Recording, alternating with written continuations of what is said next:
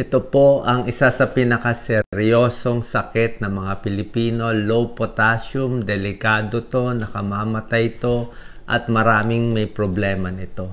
Okay? Bakit ko alam si Doc Lisa may low potassium? Na-admit pa kami sa ospital. Yung heart rate niya bumilis ng 140. Grabe, dahil yung potassium niya bumagsak, mga 3 na lang, 3.2. So, maraming kababayan natin, ito ang problema, pero hindi nila alam. Bakit to maraming problema sa Pilipinas? Mahina tayo sa prutas. Okay, mainit dito, laging pinapawisan. Pinapawisan mo, bababa din potassium, nagtatae. By symptoms, may mga clues kung mababa na yung potassium mo, yung pagod na pagod, nagka-cramps, pwedeng low potassium. Ito, irregular heartbeat, sobrang bilis o nagloloko yung tibok ng puso. Kasi potassium kailangan sa normal na tibok ng puso. Muscle kasi yan eh. Pakita natin Si Doc Lisa, uminom siya nitong potassium supplement, potassium chloride, 1 tablet a day.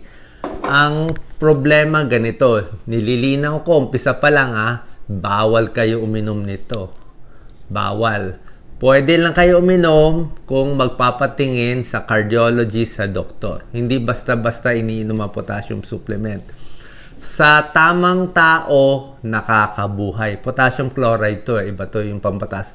Sa tamang tao, nakakabuhay.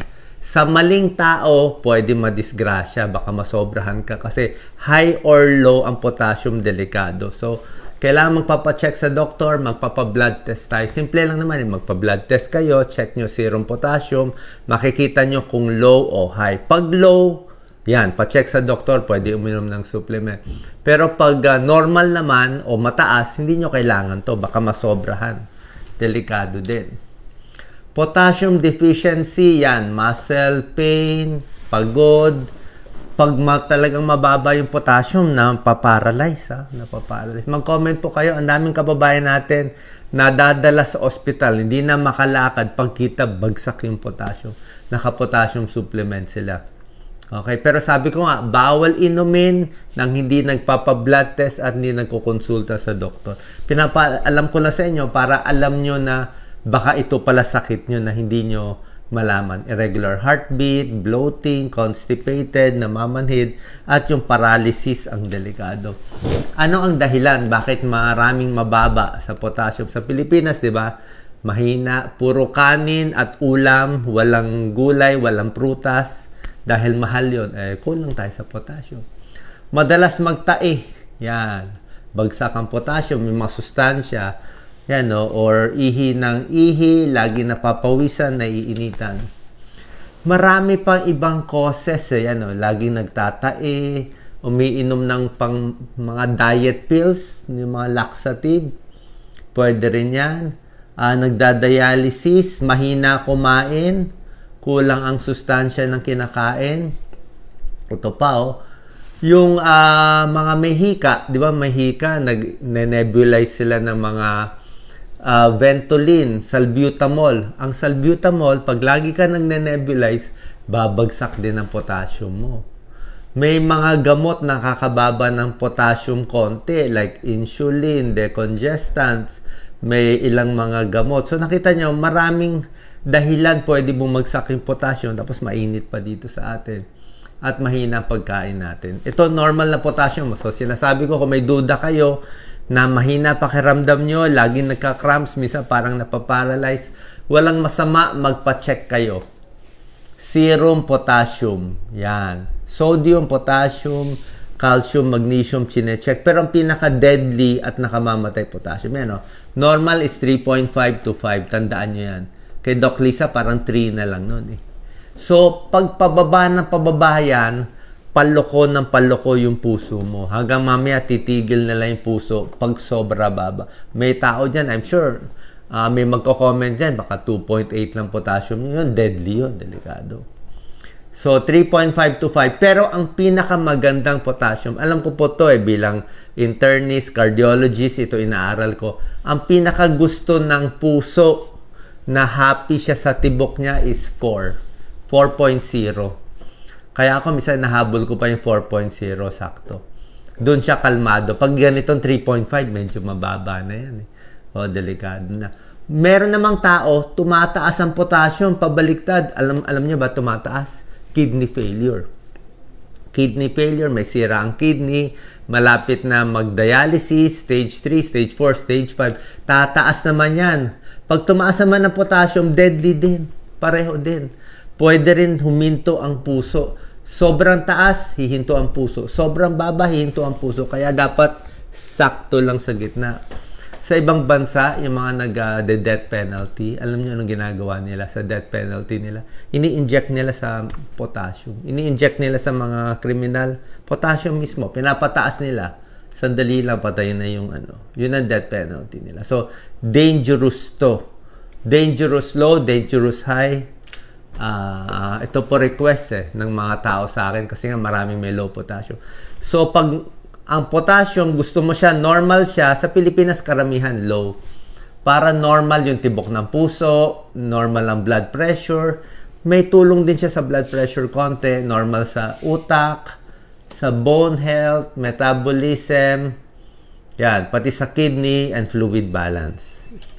Okay, yan ang mga benefits niya. Pag normal potassium mo, mas hindi ka may stroke. Pero kung mababa, pag nagloko kasi itong puso na to, nagloko yung tibok niya.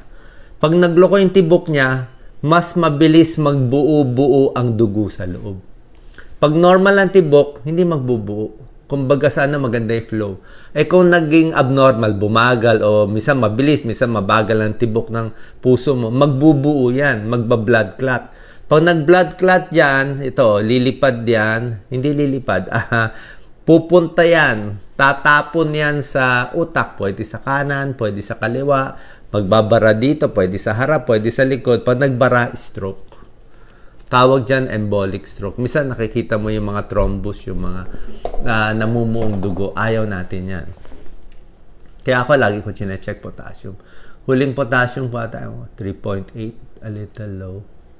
Basta pag nagtatae, kaya nga pa nagtatae ang isang tao, agad-agad saging ako ng saging. Di ba? Pag nagtatay, saging mo na ORS, oral rehydration salts, oral rehydration solution.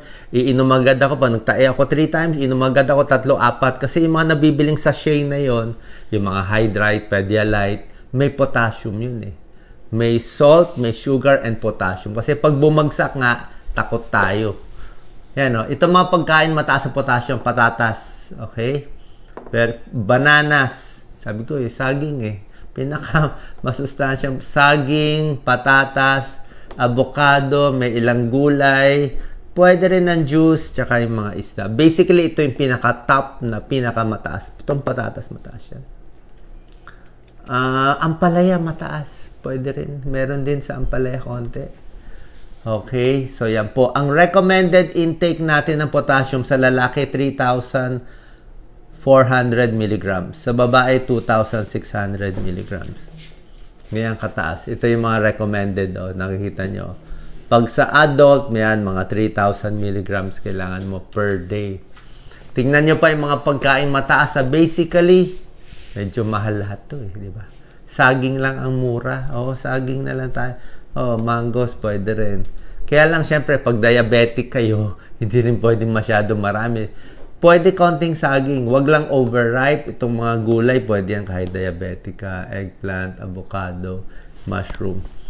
So, ito po, mas matataas sa potassium. Pero yung mga taong low in potassium talaga, tablet ibibigay ng doktor. Usually, once a day, mine-maintain. Si Doc Lisa, naka-maintain na siya ng potassium chloride sa kanya. Sa karne, meron din namang potassium, kaya lang, di naman pwede sobra dami, hindi na healthy, di ba? Kung masyadong maraming sausage, di ba? Pwede chicken, pwede isda, meron din naman yan, mataas-taas na rin.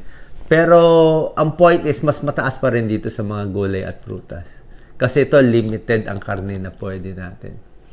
Pagdating sa potassium supplement, tulad na sinabi ko, hindi nyo pwede inumin. Doktor lang magpre-prescribe. Si Doc Lisa, pinaka may experience nito. Marami kasing brand Okay, hindi tayo nag-advertise. Maraming brand. Tanong nyo sa doktor nyo. Potassium chloride. Dito yung pampataas ng potassium. 750 milligrams ang ano niya. And meron siyang brand na naiinom dati na ang sakit-sakit ng tiyan niya. Ikaw na lang kaya magsabi, Lisa. Nasusuka, sobra sakit. Meron ding brand na hindi mahapdi. Kaya dapat after meals para hindi tayo ma-ulcer dito. Okay? So, in short, kung duda nyo, baka mababa potassium nyo, simple lang. Sa next blood exam, hindi ito madalas nire-request sa blood exam. Kadalasan, CBC lang, fasting blood sugar, creatinine, yun lang chinecheck nyo, cholesterol. Pero isama nyo na ang potassium. Okay? Huwag nyo kakalimutan. Sinabi ni Doc Willie, parang awa nyo na. Sama nyo na yung potassium. Kung gusto nyo, kompletuhin nyo. Sodium, potassium, calcium, magnesium. Pero at least potassium, isama mo. Mamaya low, mamaya high. Pag nakita low, damihan mo na yung mga kinakain. Kung mababa talaga sa 3.5, let's say 3.2 lang, pa-check tayo. Pwede sa nephrologist, pwede sa cardiologist. Pag hindi nakuha sa pagkain, ito sabi ng isang nephrologist, si Dr. Montemayor, napakagaling. Sabi niya, nephrologist siya Senior na siya, dami na niya experience, di ba? Si doktora. Sabi ni doktora, sa experience siya, pag low na potassium, let's say 3 na lang, mababa na. Kahit daw pakainin niya ng maraming saging, patatas, kahit gaano daw karami, ayaw daw tumaas yung potassium. Hindi niya ma-explain. For some reason, ayaw na tumaas kahit kumain ng maraming ganito. Tumataas lang pag binibigyan niya nitong purong potassium chloride na 750 milligrams.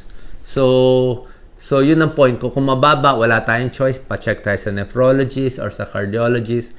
Si Doc Lisa naka-maintain once a day. Kailangan niya yan habang buhay.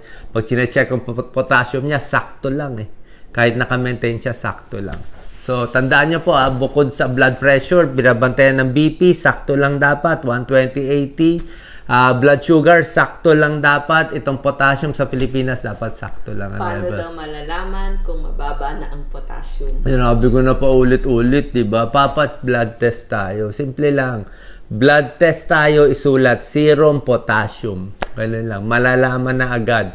Binigay ko na yung level. Ha? Ayan Dapat 3.5. Mag-comment kayo. Ako bahala. Ayan Sintomas daw. Sintomas na, ito nga ang sintomas. Basically, pagod, paparalyze, manhid, laging nagka-cramps, at abnormal yung tibok. Kung may history ka ng stroke, ng heart problem, kailangan mo rin i-check. So, basic yan pero hindi ginagawa ng kababayan natin. I think dahil mainit, marami napapawisan dito, marami nag-LBM dito, kaya mababa potassium. I'm not sure kung yung lahing Pilipino mas mababa, pero marami magko-comment na mababa. Kulang yung kinakain kasi. Kulang talaga kinakain natin. Yun ang problema. Hindi natin kaya. Kulang sa ulam. Kulang sa ganitong. Kulang tayo sa ganito. Kasi ang recommended nito is 2 cups 2 cups ng gulay, sa babae itong payat 2 cups in a day. Tapos sa prutas, 2 cups. Sa babaeng payat lang yan. Sa lalaki, 3 cups ng gulay, 3 cups ng prutas in a day na hindi natin magawa-gawa kasi nga mahal. Pero yan ang kailangan natin para normal ang potassium. Salamat po.